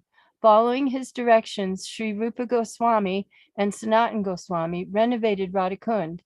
This is one of the brilliant examples of how the Goswamis excavated lost places of pilgrimage. Similarly, it is through the endeavor of the Goswamis that all the important temples in Vrindavan were established. Originally, there were 7 important Gaudiya Vaishnav temples established in Vrindavan, namely the Madan Mohan Temple, Govinda Temple, Gopinath Temple, Sri Radha Raman Temple, Radha Shamasundar Temple, Radha Damodar Temple, and Gokulananda Temple.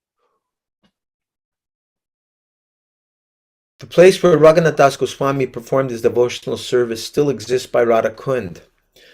From Adi 1091, Chaitanya Charitamrita purport.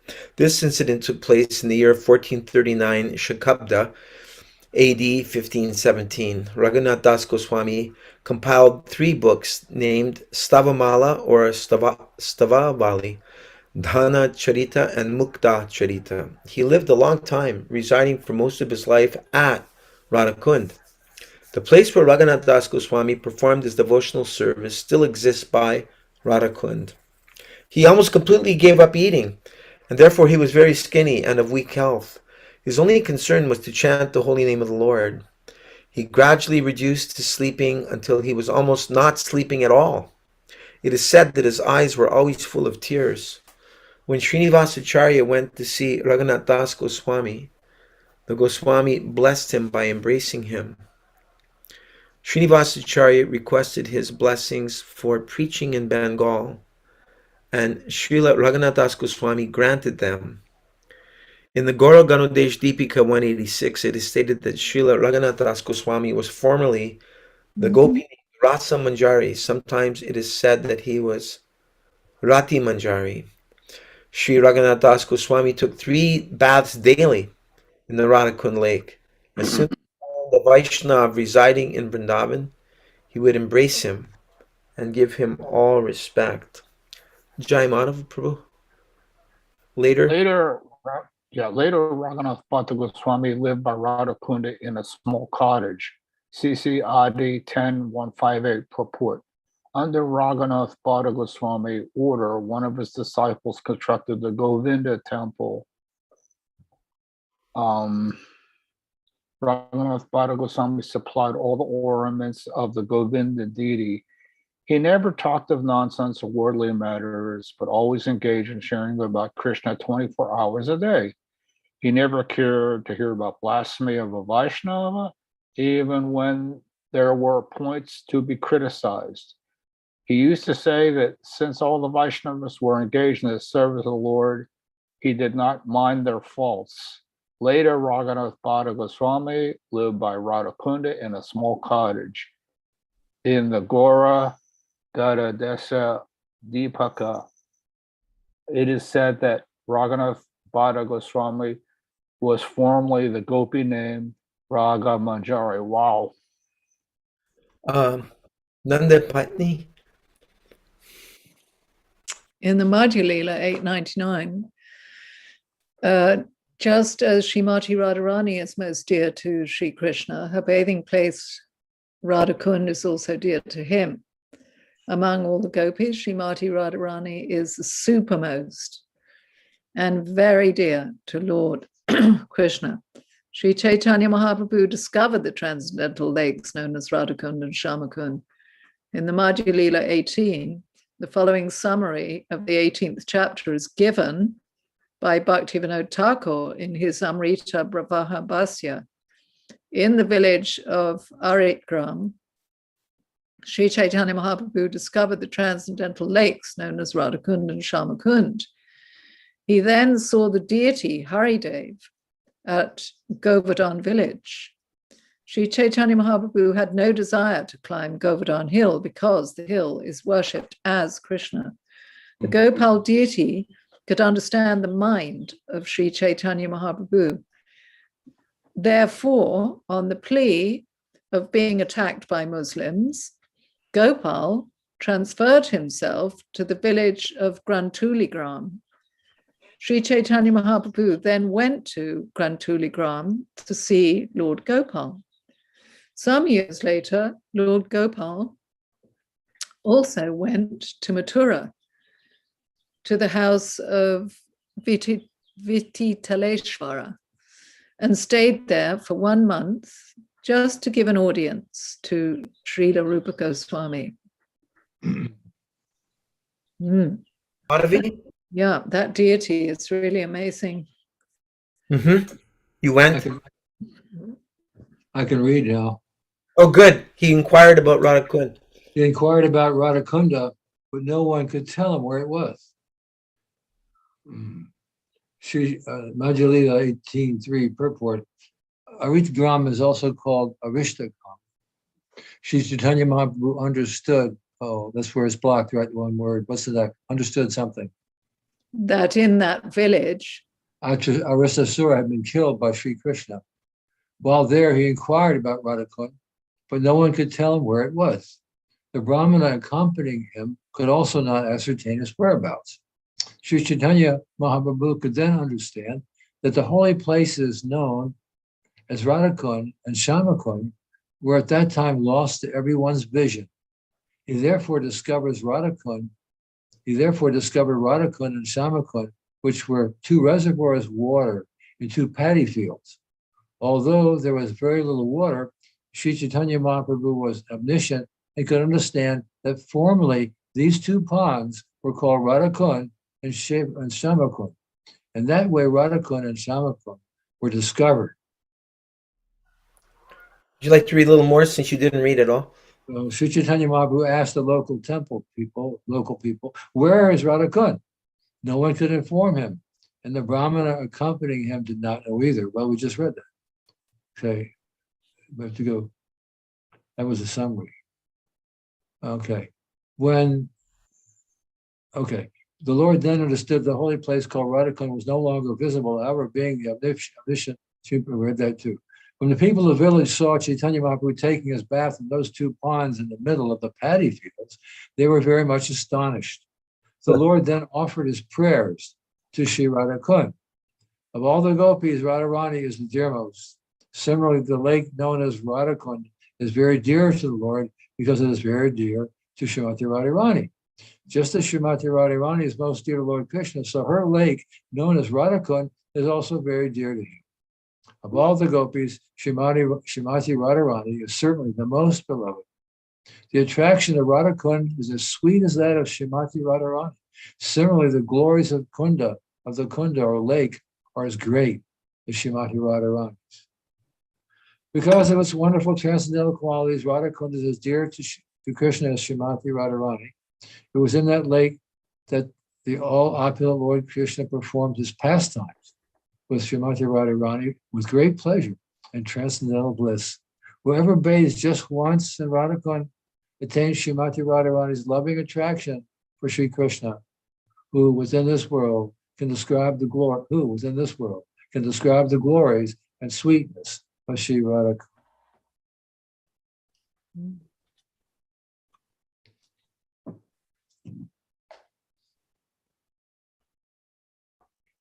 Just to finish this little section here, Chaitanya Mahaprabhu thus offered prayers to Radhakund. Overwhelmed by ecstatic love, he danced on the bank, remembering the pastimes Lord Krishna performed on the bank of Radhakund. Sri Chaitanya Mahaprabhu then marked his body with tilak made from the mud of Radhakund, and with the help of Balabhadra Bhattacharya, he collected some of the mud and took it with him. From Radhakund, Sri Chaitanya Mahaprabhu went to Sumanas Lake. When he saw Govardhan Hill from there, he was overwhelmed with joy. And I'll just end on this last section here. To reestablish the lost places of pilgrimage like Vrindavan and Radhakund, in Madhya Lila 23:104 purport, it describes that Sanatana Goswami was enjoined, 1, to broadcast the revealed scriptures on devotional service and establish the conclusions of devotional service. 2, to re-establish lost places of pilgrimage like Vrindavan and Radhakund. 3, to establish the Vrindavan method of temple worship and install deities in temples.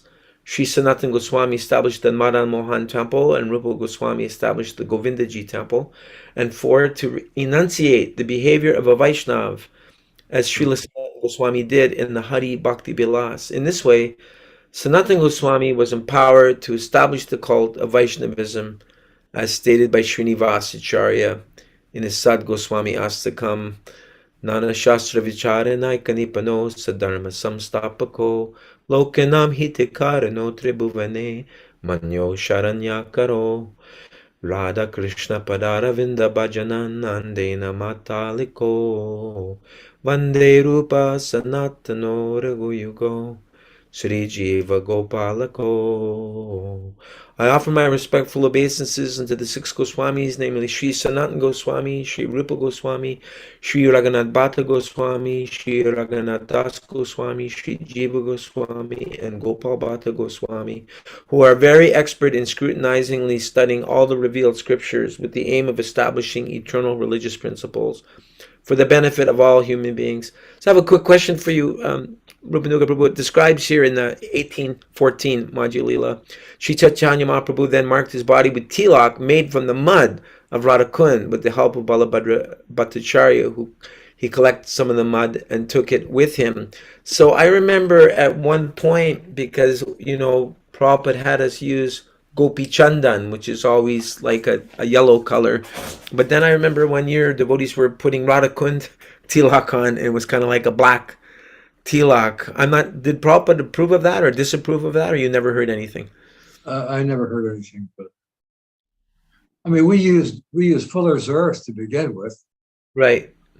So And Well, the- sometimes you said you can mark your body with water instead of tilak Right. if it's required.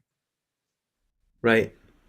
Do you remember that, Jai Madhava, that there was kind of a trend for a little while, devotees putting on like a black Yeah, tilak? they said, yeah, they actually, there's Radha Kuntilok you can get there. Yeah, Mhm. Yeah. yeah, absolutely. I remember. Yeah. I never did it very much, Okay. but it's available. Right.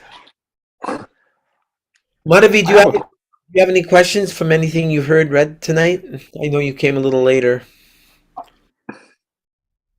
I have a question, And let's but just, it's, before you ask your question, let's just check with Dayanidhi Prabhu also, because he's been yeah, driving sure. and he didn't ask any questions at all. That's Dayanidhi, okay. thank you for joining us. I guess you're zooming all over the place in your vehicle. Do you have any comments or questions from anything we read tonight? Actually, I'm home now. I'm just taking a little prasad. Well, I mean, I have a question about not exactly what we read, but I can ask it and you can say, let's save it for another time. And that is that as devotees living outside the temple for so many years, of course, well, we know that the way to control the senses and the way to engage in devotional services, to engage the senses in Krishna's service. So now that we're living outside, or one is living outside the temple, besides reading and chanting japa and being able to join the temple or a kirtan whenever you can, Harinam, and then of course your own deities, maybe making offerings of prasad and flowers. Still, for me, that's not enough. I got 10 more hours, 12 more hours of of life to live, and so I have a hard time not wanting to watch television or even much worse things. So how does one engage without having a temple to do all these things? Rupanuga, Well, Shabbat said that the best way to control the mind is to always be thinking how to spread the movement. hmm, In my humble opinion is this. I've been thinking about this a lot. We have the facility, all of us, at least you all do. I'm a computer nitwit, but I'm sure the rest of you have the facilities to broadcast from your own home. Now, I remember I went on Facebook for a little while and I got off because I got tired of, Facebook was supposed to be for people to just talk about who they were, what they were doing, what they were, and so on, so on, so on. But my opinion is that Shil Baba told me to use all media if possible for preaching. And I read that to you. This letter he sent to me was very, very impressive. So I've been trying to think, how is it that we're sitting at home, the most comfortable spot? We've got facility for broadcasting pretty far, just from our own home. Why don't we utilize that? Or there must be some way we can actually preach to people or speak to people or go into their homes and show them what our home looks like, but not for the reason of, hey, today I'm doing this, I'm going to go out in the garden tomorrow. I used to do this, used to do that. But why my home is a place where I become free from material anxiety, right? This is Perfection Home Program. How I become free from material anxiety because I do this Maha Mantra, because Maha Mantra, and mantra is described like this. Man means mind, and tra means releasing. So I'm sitting here in my home, and I'm releasing my mind from all these anxieties being produced around the world in my own home. And I'm suggesting you try this. Experiment for yourself. This Maha Mantra will release you from so much anxiety. I mean, it's some kind of preaching. Am I making sense? I don't know. Anybody could say to me, he's got 8 hours at home and has got a computer in front of him. I mean, what else is there to do? Well, actually, I mean 8 hours. I'm working 8 hours. And at work, I don't feel like it's devotional service because I don't make enough to give any of my money to the temple. But I do listen to tapes when I'm driving, or not tapes, but I listen to lectures. Listening to all the Srimad Bhagavatam 7th canto about Lord Nrsingadev and Prahlad Maharaj today.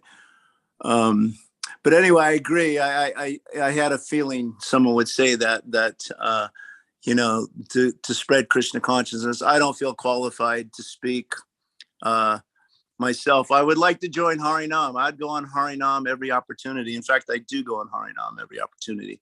I think it's all about Harinam myself. I wish there was Harinam everywhere, every day.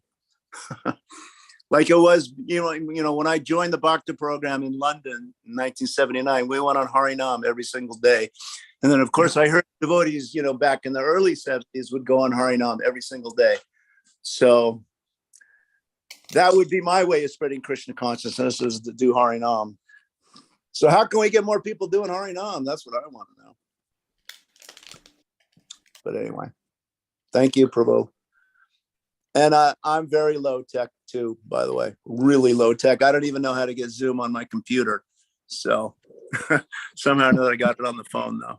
If you have it on the phone, then you can have it on the computer. You can't have it on the computer without having it on the phone. And when you hook the phone up to the computer, then you can download the app onto the computer. That's how it works. Oh, okay. Yeah. Madhavi, do you have any comments or questions or anything? No, I've just been relishing the whole conversation. I did one time, I was on a bus going to Radhakund, and an older god sister said, well, it was a debate about going in or not. And she said, well, the offense is temporary and the spiritual benefit's eternal. And so I thought that sounded like, well, yeah, that's true. And so I did go in, but very respectfully. And I have to say, I don't regret it, although I don't know if I would do it again. And it's a memory that I can always have. I mean, I have it. I can feel Radhakund from being there. So I don't know. I don't know. I don't know where that sits in the.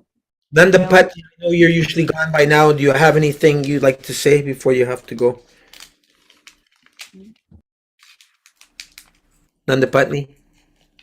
Well, it was just a minor comment that was of interest to me, and that is that Raghunath Bhatta Goswami was described as building the Govindaji temple, and yet we often hear that it was, I can't remember if it was Rupa Goswami, yeah, I think it was Rupa Goswami who started it, but I think, correct me if I'm wrong, that he left this world and that it was Raghunath Bhatta that completed it and created the opulence and the ornaments for the Govinda deity. So, in other words, we hear that the two Goswamis, those two Goswamis were responsible for the Govindaji. They cooperated. Yeah. Okay, Jai Madhava Prabhu, you wanted to ask another question? Thank you. Ask another question and make a point. This devotee in England, Prabhu, I forgot your name. Nandapatni. Yeah, I just wanted to encourage you. The thing is, our duty is just to repeat what Prabhupada said from his books and give our realizations according to what Prabhupada said. So, I mean, practically speaking, who's qualified? But the point is, if we just repeat Prabhupada's words to people from Prabhupada's books and give them Krishna consciousness, that's good enough. I mean, what can I say? You just do it whenever you can, wherever you can. You just represent Prabhupada. And so that's to say we don't, I don't know what the point you were making.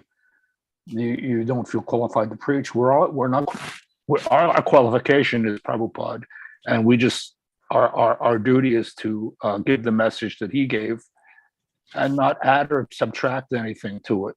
And then that's the perfection. Prabhupada cited the example of Sarasvati, Shamasundar and Malati's little daughter. She would come up to people at 3 years old and say, Krishna is the supreme personality of Godhead. And Prabhupada said, that's perfect preaching. Exactly. Little girl. And I had a question too, a quick one. It's from text 5 in the Nectar of Instruction, where Prabhupada's talking about George Harrison. And I just had a question. It's real short. I'll read it. Prabhupada's talking about George Harrison. Such a person should always be shown respect. The conclusion is that anyone who is trying to advance Krishna consciousness by simply regularly chanting the holy name should always be respected by Vaishnavas. And then Prabhupada says, on the other hand, we have witnessed that some of our contemporaries who are engaged, are supposed to be great preachers, have gradually fallen into the material conception of life because they have failed to chant the holy name of the Lord. Rupanuga Prabhu, who's Prabhupada talking about? Some of our contemporaries. His contemporaries. He was talking about his godbrother? He's not talking about his disciples. I don't think he's talking about his disciples. He was talking about some of his godbrothers, right? Yeah, like contemporary should take he's contemporary with, meaning his godbrothers. Mm-hmm. Yeah, that was pretty blunt, you know? He knew exactly what the problem was. So we can preach on behalf of Srila Prabhupada, but we also have to chant our 16 rounds. We have to have the potency, and by giving Prabhupada's exact words to people, it's perfection. I mean, as far as I know, I'm not going to add or subtract anything. That's dangerous. Can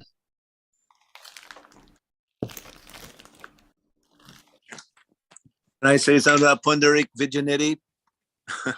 Pundarik Vijayanidhi, he hated the fact that whenever he went to the Ganga, that people were bathing and brushing their teeth and washing their dishes in the Ganga.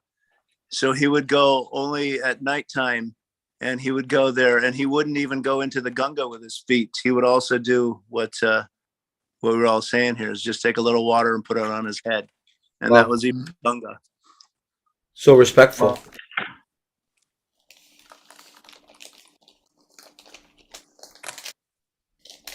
Still, my question is to the assembled devotees, and everyone, please appreciate how much I appreciate all this association. It's very enlivening for me.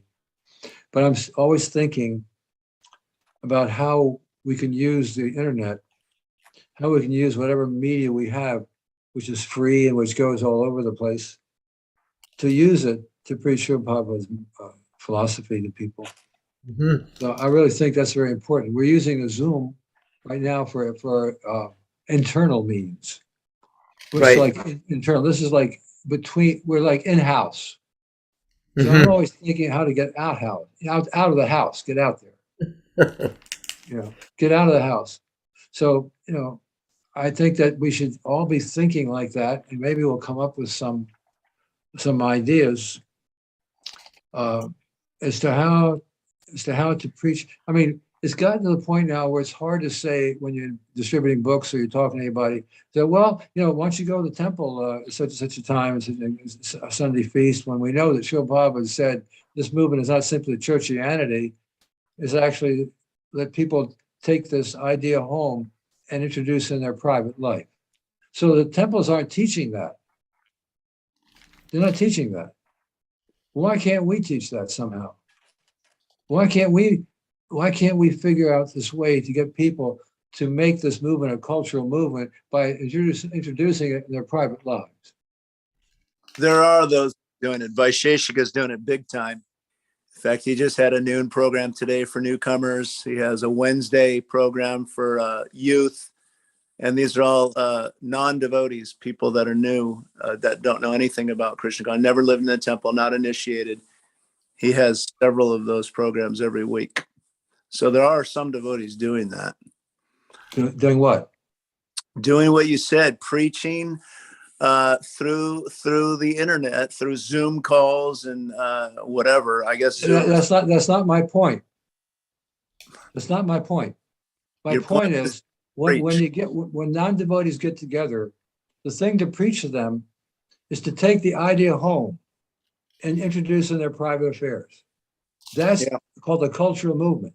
It's not going to be a cultural movement at the temples or just giving some talk. We've got to learn how to convince people to take this understanding, whatever they have, the chanting, whatever book, whatever we can explain to them, to try and understand that it's a way of life. It's not just something a Sunday. It's not like Shabbat is a churchianity.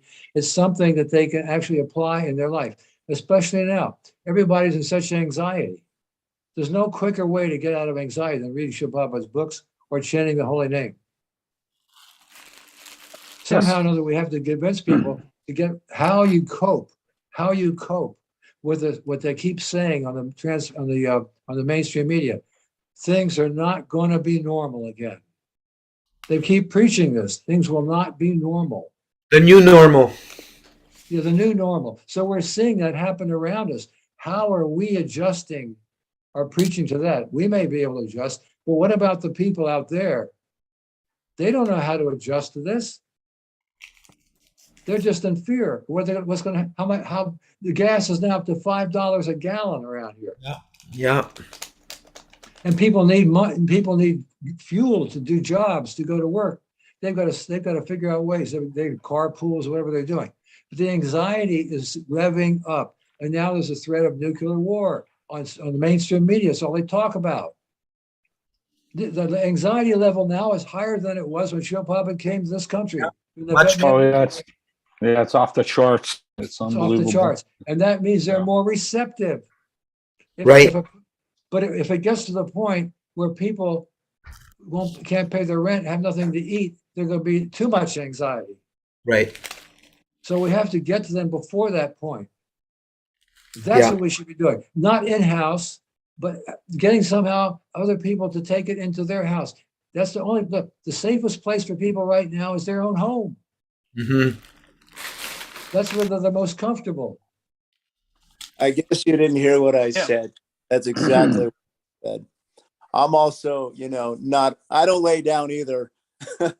That's exactly what I said, Rupanuga Prabhu. Exactly what I said. Exactly what I said that he's doing. He's reaching out to people in their own homes. Okay. So, Hare Krishna. No, I want to know from you, Dayanidhi Prabhu. How is Vaishika able to do that? Brand new people that know nothing about Krishna. How is he able to do that? My ex-wife's youngest daughter from another guy called me and wanted to know about Krishna consciousness. So I wrote her a whole thing about Krishna consciousness. And just today I hooked her up to Vaisheshika to his Zoom call for newcomers. And she's ecstatic about it. And she's in her own home. So anyway, I don't know exactly. He has a guy named Jai Madhava who hooks it up. He's an Indian guy, but whenever anyone from the temple meets someone new, they introduce them to this Zoom call. And so there's a lot of people on that call that know nothing about Krishna consciousness. They're at home and they're learning about how to deal with nuclear war. Okay, so that's through the temple then. Those sources are coming via contacts at the temple, sounds like. They're coming through book distribution. They're coming from people going on the streets and doing book distribution and meeting someone. My ex-wife daughter, I just hooked her up. Right. Cool. Yeah. I mean, I've seen Rupanuga Prabhu on a few television shows, like with CBS and different major stations. So that's what I'm meditating on. How do we get Rupanuga to preach to millions of people in America? No idea. Yeah, need to find someone who's savvy with the media. Get on ISKCON TV. So many devotees watch ISKCON. Yeah, I mean, but then that's still in-house, which you don't want to do. Right. What's still in? Well, this Zoom here, this is not exactly in-house. It can go so much. In other words, we have to use whatever we got. If Zoom is a way to do it, then that's the way to do it. How to get people, involved in a Zoom program. Well, I hope somebody is listening to this. I've received many messages from different God brothers, God sisters, devotees in general. They're really grateful to hear from you, Rupanuga Prabhu. So, I'm glad I can be hosting you like this. At least in-house devotees also are looking for a shelter and association. Well, Yeah. Srila Prabhupada wrote in a letter to the GBC, which was also to me, he said, let the new devotees make devotees. We have to take care of the men we've got. Yeah. So, I appreciate having the opportunity to associate with all my god brothers and sisters and other devotees to get a chance to have communication and all that. But I still feel, and I'm not satisfied with that. I'm thinking about how to get out more Yeah. to the people. And right now, the need is so high. People are suffering so much. Just like Srila Prabhupada wrote about his Guru Maharaj, you suffer to see the suffering of the conditioned souls. We have to be like that. So I'm If yes, I go on. speak like that, then we have to follow that example. The point is, we have to really see how the times are very ripe and Mhm. how to take advantage. So I'm depending on Nandapatni, Dayanidhi, Madhavi, Jai Madhava, that they each try to invite at least one person to come. That would vastly expand things, whether they're new or they're old. I mean, I talked to one Mataji today. She said, "Oh, I would be so nervous to come and listen. Like to speak to Rupanuga. I said, no. He loves new devotees. He loves speaking to the newer devotees." This is so valuable to me. I can't This is even put it in words. this is not my show. This is everybody's show, and everybody can That's the invite a point. person. It's not me. I'm not. This is not for me. It's for me in Yeah. the sense that I've got the chance to be here, but it's not my forum. It's all of our forums.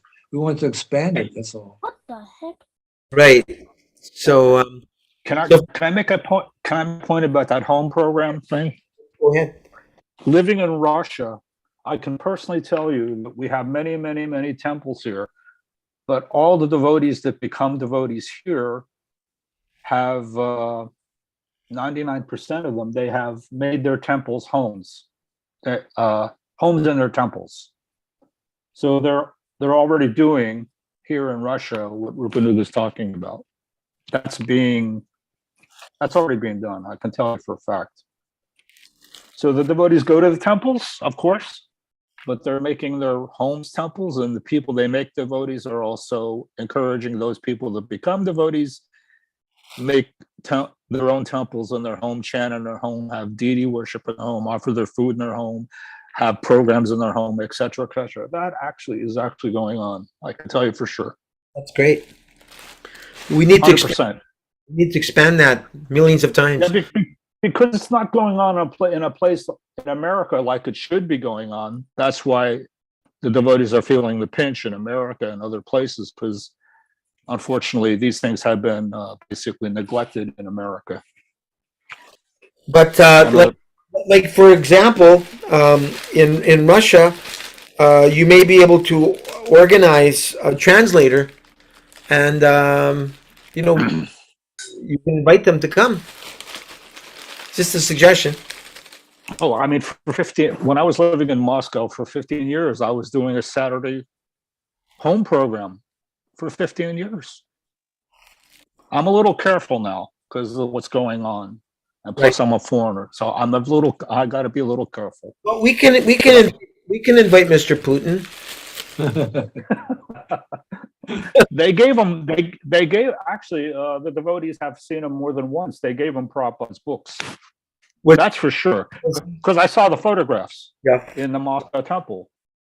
They've met him. He knows who we are. He knows, absolutely they know who we are. They've been watching us. Yeah. Actually, who was it? Was it you, or who was it that was telling me that some KGBs were watching us and they ended up becoming devotees?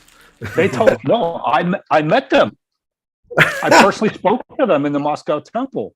They said I became a devotee, but I was spying on your movement.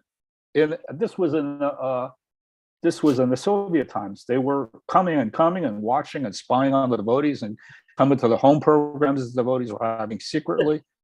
And they got purified, and they ended up shaving up and becoming a real devotee and getting initiated. And like I said, one of the KGB people, they gave me his pin I still have Oh. it on my bead. Here it is. That's a KGB pin. I got it on my bead. It's on my bead bag. See the potency of Krishna consciousness. People come and spy on us, and they become purified. No, there are what Rupanu is talking about is going on, but it's just not going on everywhere. That's the problem. Right. Yeah, I'm going to make a suggestion to Rupanuga Prabhu. Yeah. Oh, wait a second. Am I muted? No. Okay. And that is that, like I said, Vaisheshika has a whole team behind him, and he does all sorts of outside preaching. And if you're really interested in, getting yourself out there, then you should speak to him because he's doing it and he knows how to do it. I have no idea myself, but there's no question he does. And so if you actually really want to do it, I'm sure he would speak to you. If you're interested, I'll let him know. Send me a link if you can find one of those kind of sessions that he's doing, if you don't mind. I mean, I can send you links to the sessions, but if you really want to know how to do it, then you need to speak to him because he's doing it. He's doing, you know it, Gaura, you know it. Just because he's into the mask and the vaccine, which I hate, totally hate it. He's the biggest preacher in the West, and there's no question about it. You know it, Gaura. I know it. I'm not denying it, but he doesn't always respond to me because I'm not a big fan of mRNA gene manipulation, so I don't really hear much back. That's a shame. If Rupanuga wrote him a letter or whatever, I have no doubt that he would immediately respond. I hope so. I don't know for sure, but I would imagine he would. Yeah. But I appreciate Rupanuga's answer that the solution to our own personal struggles is to try to be more absorbed in how we can give Krishna's mercy to others. Then we won't be so self-absorbed. That's why I did this, because I'm suffering here by myself. So I'm really grateful I have all of you for association. Thank you. Yeah. You're welcome. All right, well, that's great. So we finished the Nectar of Instruction. Yay. Of course, you could go right back and do it all over again. But I suggested that we could start with Shri Upanishad next Friday. And I was thinking it'd be nice because there's a few classes Prabhupada also gave on Shri Upanishad. So maybe after we read the verse, we could listen to what Srila Prabhupada had to say about it. It's just a suggestion. I also noticed in Los Angeles, Prabhupada would have all the devotees read all 18 verses. Did you ever hear Isha Upanishad classes from Srila Prabhupada, Rupanuga Prabhu? No, I was on the East Coast. Okay. But I noticed Prabhupada would do that. He would have the devotees read through all the verses. They do that at ISB, actually. Oh, nice. Yeah, because Vaisheshika is very keen on training the youth in that community to be pretty shastric, and they are. They rattle through all that stuff. Yeah. And also, just on the topic of media, he's got a lot of disciples and people in that community that are way up there in the tech industry. Right. They really kind of sort him out. And when the pandemic hit, they made an even bigger ambition for distributing Prabhupada's books online. And they accomplished that. I think, as far as I understand, I don't know if you know, Dainidi, that they actually kind of excelled their on the ground figures by, figuring out how to approach people online. Now, don't ask me how they did it, because I don't know. Phone calls. Somehow they were doing cold phone calls. They had a certain mantra. They would just call people and say, "Hey, Hare Krishna," or, I don't know what they said, but they had a line that they used, and it was very, very successful, apparently. Unfortunately, I never did it myself, but yeah. Yeah, and then another comment on tech I wanted to make, because it's something I just noticed this morning, is that I was watching a video of Srila Prabhupada in Australia. It's a really old one where some really sort of stroppy Christian in the crowd was being rude, and the students were making a noise, and Madhavisa gets I up saw there. that. Yeah. Do you see I it? saw Yeah, that. it's absolutely brilliant. And but what I was noticing was when you scroll down, what was so kind of enchanting to me was that there were loads of people commenting on how brilliant Prabhupada was and Madhavisa was, who obviously were not, in-house devotees. They were not even devotees, but they're watching these things. So it makes me think about the kind of silent, if you will, element of exposure. And sometimes you see some of our god brothers, let's say someone like Amarendra or this one, that one. I mean, they get thousands of views. And it's not all just devotees, because it's all out there. Anyone can click on anything on YouTube. Right, YouTube, right, yeah. Yeah. I guess that's what I'm talking about. Yeah. So there is just innately a certain level of exposure just by it being broadcast and being archived and on there. But that's not to say that I don't understand the point that Rupanuga is making. It's well taken. Yeah, thanks very much for sharing that view, Rupanuga, as a cure to our own personal struggles, is to try to align our consciousness with trying to think how we can reach out to others. That'll help fill the gap. Preach by example. Be a Pardon? good- Pardon? I said, be a good example. To me, that's the best preaching, is to set a good example. I mean, not to say, obviously broadcasting is where it's at, but if you're not setting a good example yourself, then your broadcasting is useless. It's minimal. Yeah. I mean, I agree with Jai Madhava on that, just repeat what Prabhupada gave. But okay, I'm repeating everything Prabhupada gave, but I'm smoking pot, I'm going out to prostitutes, and I eat fish on Sundays.